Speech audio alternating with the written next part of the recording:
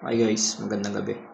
Nandito nga pala tayo sa ating unang stash reveal. Ito yung first stash ko ngayong 2026 sa Lubong. Unahin natin dito sa Plapla.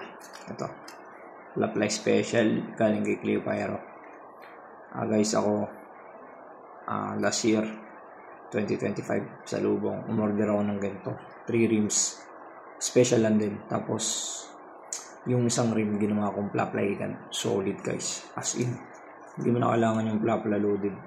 Okay na itong special pang mga pang ano lang, pang mga higad lang.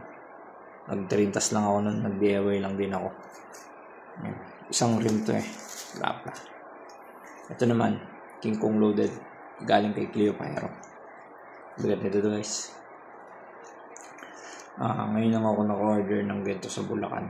Taga Bulacan kasi siya, si Cleo Pyro. Bali, ito pa lang yung unang King Kong ko ngayong stash ko. Bali susunod dadagdagan ko at ipapakita ko na lang sa inyo. Try natin ito, test bear natin. So yung Plapla na to ay na-test bear ko na to. Upload ko na lang yung video. Yung lakas guys. Ito guys, previous ni Cleo Pyro. Solid no? Hindi magpa-previous niya agad. Ito, meron pa ako ditong, yan, first time ko to magkakaroon ng tuna galing kay Cleo Pyro. First time ko to guys. Try ko lang, regular lang daw to baka kasi yung in-order kong mga loaded na King Kong ay maging kasing lakas lang nitong tuna, kaya itatry ko muna. Kung may pagka-di pa rin sila, siguro order pa ako. Pero kung wala, King Kong na lang din orderin ko. Kasi ganun lang din naman yan.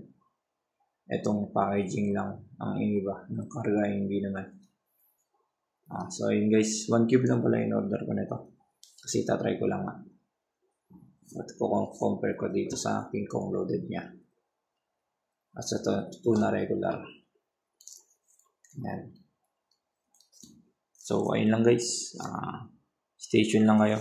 Update ko kayo sa mga next stash reveal natin. Marami pa ang stash guys. Abangan yan. Thank you.